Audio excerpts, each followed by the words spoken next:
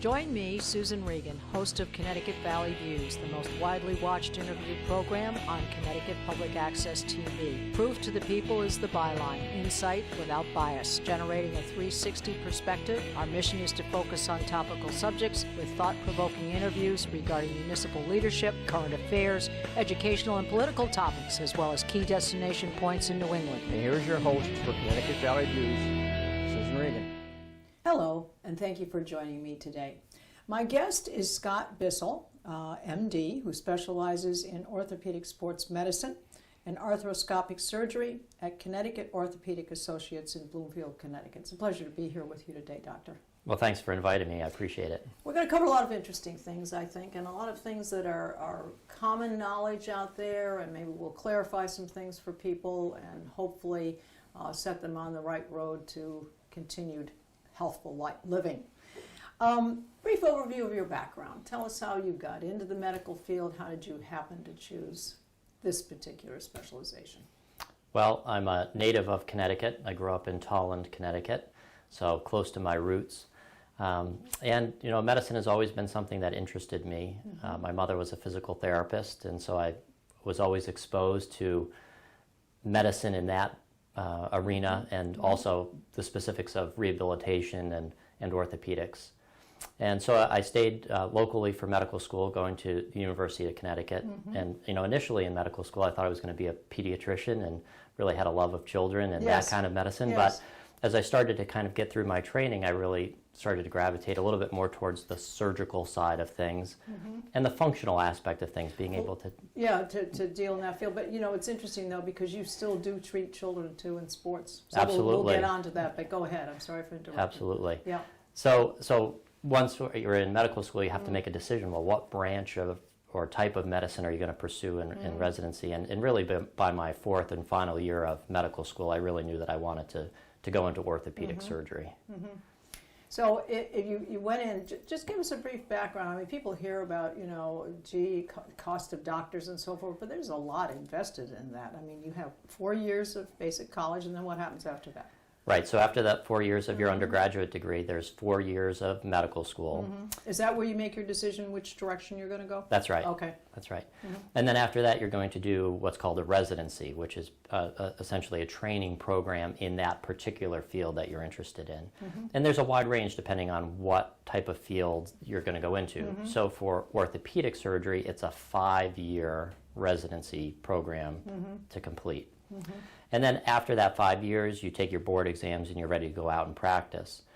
Or you can choose to do an additional year or two of training, what we call fellowship training, in a specialized area of orthopedics. Mm-hmm. And so I did an extra year of training in sports medicine. All right, now sports medicine. Now this is interesting because this is very, you do a lot. You see, what do you see? You see shoulder, and what else is involved? What do you see as the most common ailments from the sports injuries? So I would say the most common two body parts in the sports world tend to be shoulder and knee, probably the most commonly injured. You know, but that's the beauty of sports medicine a little bit, is that everything can be hurt when you're active or playing athletics. Mm-hmm. And I think that's one of maybe the misconceptions that I see is, and I have some patients that come and see me and they say, I'm a little embarrassed to be in your office because I didn't hurt myself playing sports. I hurt myself at work, or I was just doing yard work. But really, when we talk about sports medicine, it's more of a philosophy of how we approach a problem or an injury rather than having it actually happen while somebody was doing a sporting event. Right. Don't you think, too, it's because people decide to do something out of nowhere when they've been rather inactive their entire life? And they suddenly decide they're going to climb the ladder or whatever it is, and then they overexert themselves and they run into a problem. I mean, do you see that? Because, I mean, these days everybody's at their computer all the time. Absolutely. So, I mean, very sedentary. Absolutely. We have a very sedentary society. Mm-hmm. And so when people all of a sudden decide to be active, and, you know, the classic one, and is the weekend warrior, is that person that says, okay, I'm getting off the couch, I'm going to be active with my kids now that they're playing soccer, and you start to go out. Right. You know, so, you know, you can't imagine the number of injuries I see with the pickup basketball games on the weekends of people who are relatively inactive, maybe doing a desk job during the week, and their body is not in tune to doing an aggressive athletic event, and all of a sudden they go out and they remember and they're going to play like they were 25 Sure, years old, and they go sure. and do an explosive movement, and their body is not strong enough or flexible enough, and just because of age-related changes in the body's tendons and muscles, it's not able to absorb that stress, and so they're much more prone to have an injury. So the theory would be then is to try and keep a maintenance program going. So if you have children, you want to start them off, you want to make sure there's a good balance between the computer work or TV or sedentary time, let's call it sedentary time, and making sure that they get outside. So as they grow up through adulthood, that they continue some sort of exercise, even if it's a stationary bike or a walk around the block or running around the block or whatever it is. I mean, let's give a little bit of advice about what parents should do to make sure that that's, because then they suddenly want them to join the baseball team or Right. the basketball team, and they're not really in good shape. So Yeah. this is a good thing. Get them out Yeah. on a regular basis. Yeah, and good habits. And good habits when you're young tend to follow you into adulthood. So what can parents do? Number one, lead by example. So if you have a good exercise program and show that you're maintaining a good active lifestyle that's healthy, I think that's a good That's true. example for your kids. They learn by example. And then I think the other big thing that's out there is that in younger athletes, number one, we're seeing athletes starting younger and younger and playing at a higher and higher level, and then specializing in a particular sport very early on. So maybe, for example, it's baseball, and a 7 or 8 year old boy might be now playing baseball year round versus Right. they used to have the summer off and they'd go Right, play with right. their friends and swim, and in the fall they might play soccer, and then in the winter they'd play basketball, and then the springtime would be baseball. So that concept of cross training or being exposed to multiple sports has kind of gone away as some of these younger athletes are starting to specialize or hone in on one sport. And that can lead to some of these overuse injuries that I we've was going to started say, to see. repetitive movement of That's the a- same thing over and over again. Now, you're involved with a number of high schools, is that right? That's right. In the training program. So you're talking, what, teenage years, obviously? Yes. And are these the years where you see what are the most, now it could be depending on the sport, of course, but what is the injury you see most often, let's say in a young man who's playing? Are we talking shoulder, are we talking knee? And of course you could have the freak accident, someone runs into them from a base run or something. What do you see most often? Yeah, and again, there's some sport-specific injuries, but I would say all comers, most of the time it's sprains and strains. It's people being active and spraining an ankle or straining a muscle in their leg, like a hamstring strain. So those kinds of sprains and strains are very, very common across the spectrum of whatever sport you're playing.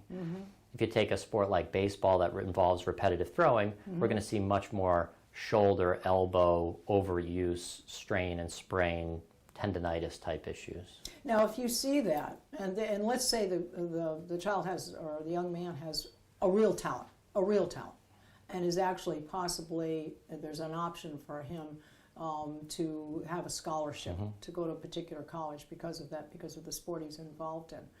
Is there such a thing as practicing and then perhaps throwing yourself out of the game because you've done it too much? I mean, that's a possibility at too young an age? Absolutely, absolutely. And So there has to be moderation in this thing. yeah, and USA Baseball has started to recognize this over the last few years, and a few of our sports national organizations have been very proactive in trying to get out and stop these sports injuries. And one of the things that baseball has done is to institute pitch counts. So actually start to monitor the number of throws that these young children or teenage or adolescent athletes are starting to throw, so that there's actually a number. And it's not only about educating the athlete, but actually more importantly, educating the parent, who has certainly a vested interest Lots in of seeing aspirations. absolutely, Yeah. and educating the coaches, Right. so that they know, wait a minute, Johnny pitched on Tuesday and he True. threw the 60 pitches. He's really True. not available to pitch, for another week or so. So that we're trying to preserve and prevent, those Much like in overuse football with the injuries. concussion thing. Absolutely. Because they have studies actually where they say which position actually is more prone to the concussions, and when they are lined up, how fast those two heads are going to meet. in that particular thing. So That's I right. think the statistics now and the study of them is going to help towards that. Now, one thing, I didn't pre-ask you this, but supplements, a good thing? I mean, or is this just something that makes people feel good? Is it, Yeah. So that whole nutraceutical... Yes, energy bars and all that stuff. And it's a huge arena. I mean, there's there's whole health food stores and supplement stores that are out there, and certainly it becomes a large part of what people do. It's hard to have data about this stuff. If we talk about some of the common supplements that I see in my practice that people take, glucosamine and chondroitin sulfate or MSM, and these are supplements that people typically take for arthritic conditions, degenerative changes in the joints. And as I tell people, I can show you a stack of papers this high that say that they work, and then I can show you a stack of papers this high that say that they're of no benefit as compared to a sugar pill. Right.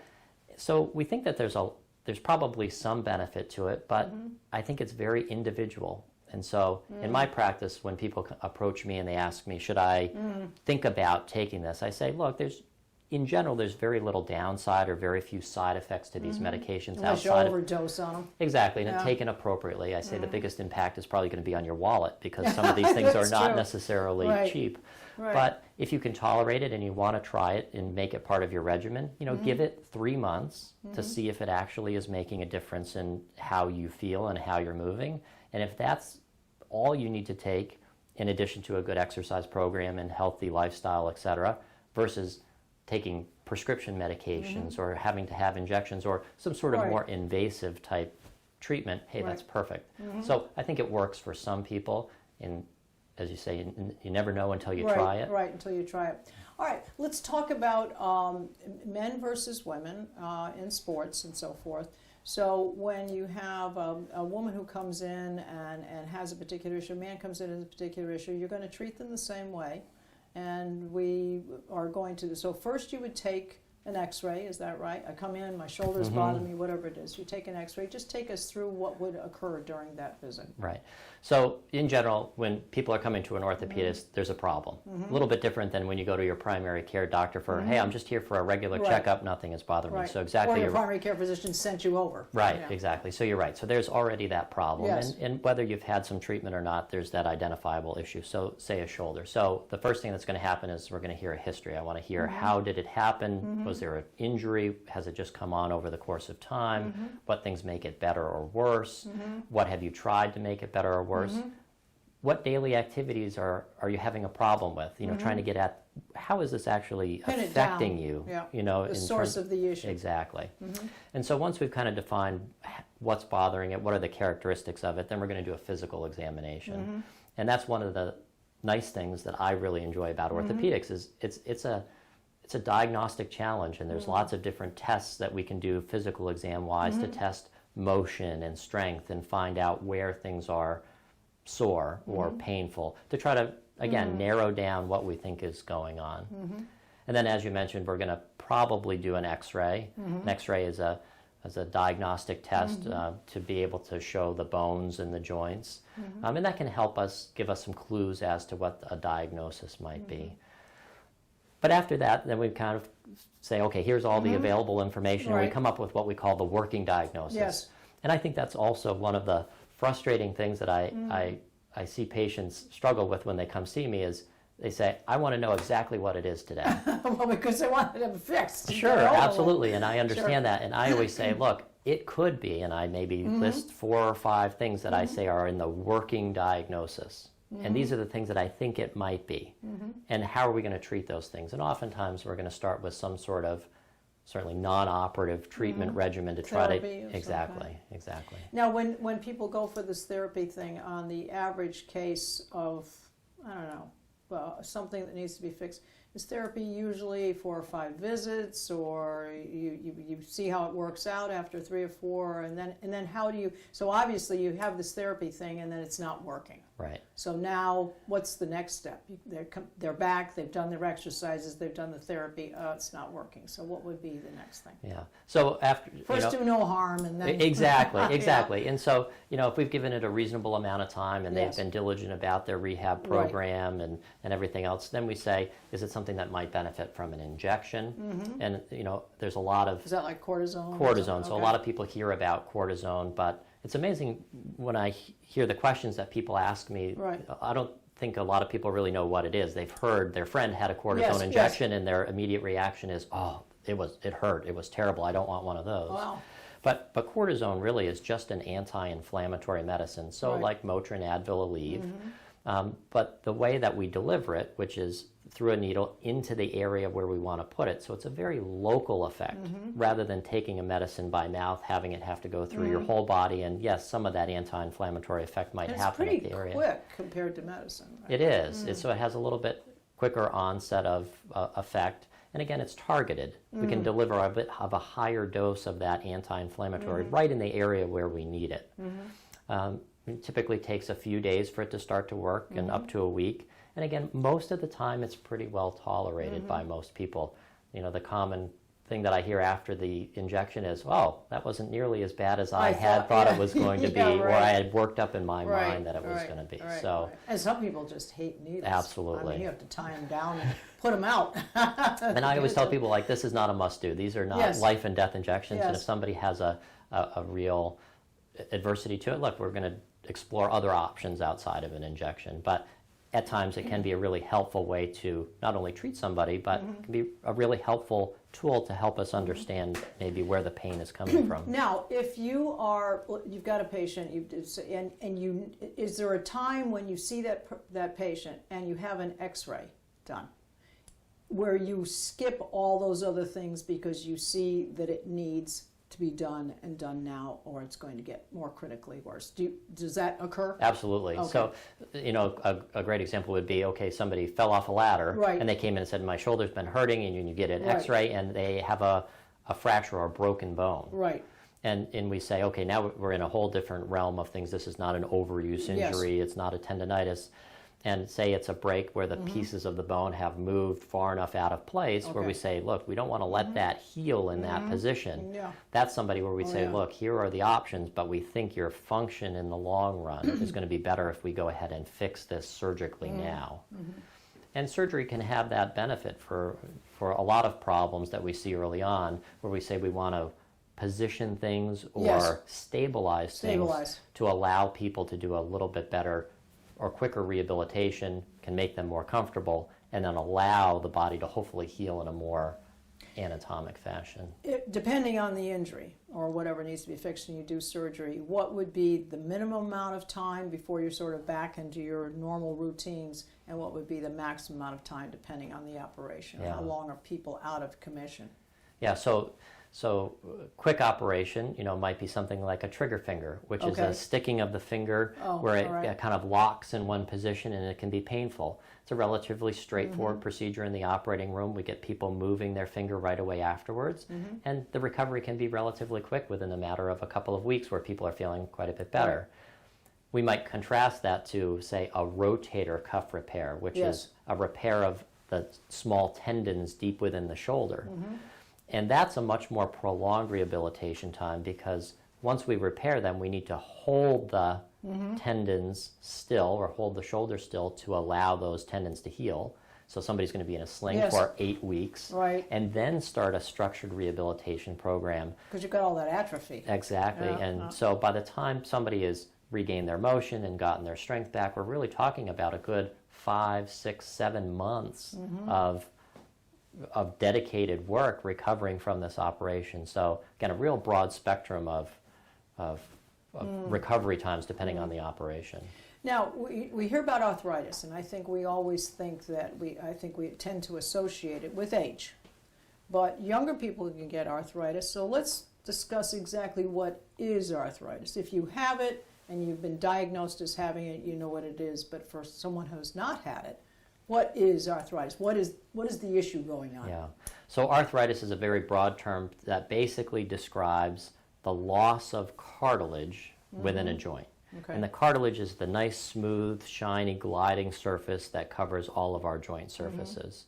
And so when we start to lose that surface, and that can be just by wear and tear over the course of time, where it can start to thin, it starts to lose some of its normal properties. Is this osteopenia and osteoporosis? Slightly different than slightly that, because different, that's more related to bone density Okay. rather than arthritis. But very, very common question that I get Okay. is, how are those related? Yes.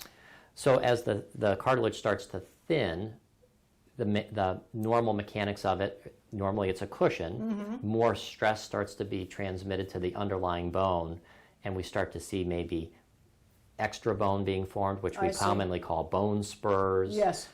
There may be some abnormal bone marrow edema, which is actually almost like a bruise within the bone that we know that can be painful. So these changes start to happen. So that's kind of more of a wear and tear. But you can actually develop a focal form of arthritis traumatically. So a young athlete who has a twisting injury on the field, I see. in addition to a ligament injury, might actually damage part of their cartilage and maybe lose a piece or scuff a piece. And that can be a real problem in the long-term health of the knee. Yeah, so is there a cure? I mean, so that they grow up and that they don't have the ongoing thing? So that's the real challenge, is because a lot of our body has amazing healing potential. Unfortunately, cartilage does not have the capacity to heal. And so if you take a knee... We haven't done it, we haven't got research yet that can So replace that. Huh? we're close, and we have a lot of really novel techniques that can do it, but it's not as easy as saying, oh, just leave that alone and that's going to heal just I like see. a cut on your skin. Right. So we've got a lot of ways that we can try to address cartilage problems. And again, when we talk about some of these things, it's very important to say that these are younger people with very focal or discrete areas of cartilage loss, not widespread, Yes. age-related diffuse arthritis.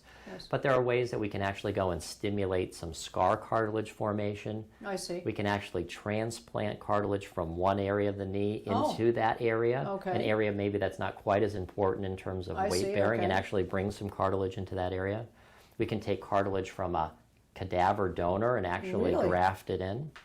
And then one of the final techniques we can do is actually take some of the cells from the patient. Yes. We send them to a laboratory where those cells are actually grown, and that at a second operation we actually bring them back and Wow. re-implant those cells so that they can grow and hopefully form new cartilage. So there And how are... successful are those particular situations? Are we talking 60, 70%? So I think those success are rate? I think those are good numbers, and again, Okay. it all depends on how you define success. Yes. Is success that young athlete getting back to a high-level sport? That's a difficult thing to do. These are really traumatic injuries and difficult to do.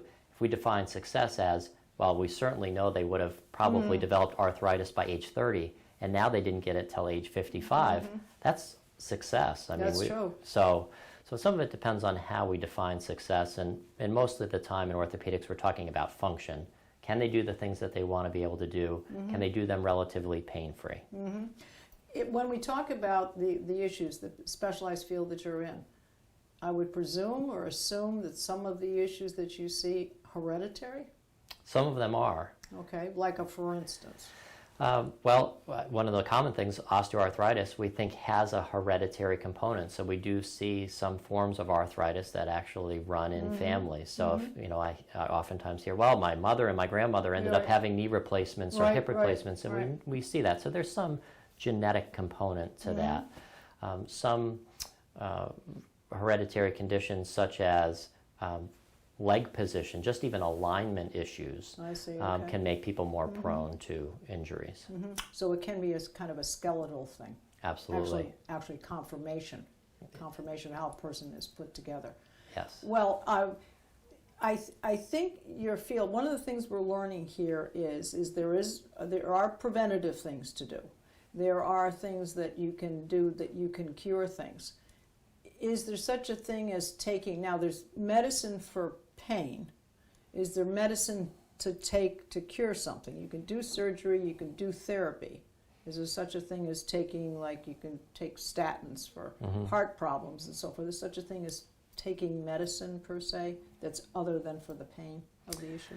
So probably in To fix things. Yeah, and In orthopedics, probably there's not a lot of, of medication that we tend to use. We tend to use a lot of anti-inflammatory medicines or pain medications around the time of surgery.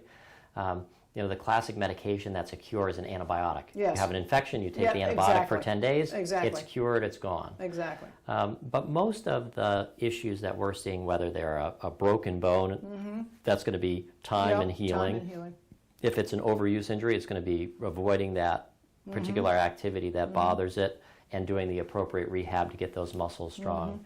So I'll give my personal opinion is that I tend to not use a lot of medications just in general because I think that coming at most of these problems from a more functional standpoint is going to give people the benefit in the long run, versus the medications can sometimes just provide a temporary relief. I had a recent interview I did with a cardiologist, and I think one of the things is forming a relationship with the patient, because if you do prescribe something either for pain or for something for an arthritic condition or an appropriate medication that you're giving them, that you need to know the background of what that person does with other drugs. Absolutely. That sometimes they may not share if they don't have a good relationship with you. And if it's not evident, if the person either doesn't present themselves, they're not cognizant, or they've got needle marks or whatever. I mean, these are the other things that these days you really have to take into account that they haven't told you about. You don't know that you're not saying take this and it's going to be a bad mixture. No question about it. And we're seeing somebody for that specific problem that, we're not, and like you said, sometimes the only time we know about what other medications they're taking is what they've reported to us. So or they're getting into their parents' closet of drugs. Sure. It's a huge issue at this point, and right now, getting a lot of national attention in the media for a lot of, if we talk about narcotic pain medications. There's been a real sea change here. 10 years ago, doctors were told we're not doing a good job treating pain. Yes. The pain scale, the rate your pain on a 0 to a 10-point scale became what we call the fifth vital sign. So they take your blood pressure and your heart rate and your respiratory rate, but they said, we're not doing a good job treating people's pain. People say doctors aren't. So what did we do? But sometimes they over-medicate with pain, too. And people are stuck on those drugs. That's right. So that is unfortunately, the unintended consequence of people saying we need to do a better job treating pain. What do we have at our disposal? Sometimes the narcotic pain medications were the easiest thing to prescribe and sometimes the most effective thing to describe. They made people feel better. But that consequence of longer term addiction in that patient and the secondary problem of being able to then go sell them on the street. So there's monetary value to having those things have really changed the landscape of narcotic medications. And so now when somebody comes into my office and they say, can I have a narcotic pain medication? I have a very frank discussion with them to say, look, I really don't prescribe those outside of very, very strict criteria. And we actually now have a state registration system where every time I write one of those prescriptions, I have to go on to the database and check to see is that patient getting a prescription, a narcotic prescription from somewhere else. That's where the electronic files come in handy. I think we've covered a number of things. Is there anything else you'd like to kind of say the final word for your viewers out there? To PCP, your specialist, follow your doctor's instructions, do the right thing. Yeah, I think just maintaining a good, active, healthy lifestyle is the best way to help prevent injuries. And we're always on the receiving end of treating the injuries and seeing them, but if we can prevent them in the first place, preventative that's always the medicine best thing. is the best prescription. Absolutely. Well, thank you very much, Doctor. Thank you very much. We appreciate it, and we certainly hope you've enjoyed this. And please see us on Facebook, and you can see all of our programs on ctvalleyviews.com. This is Susan Regan. Thank you for joining me in bringing proof to the people.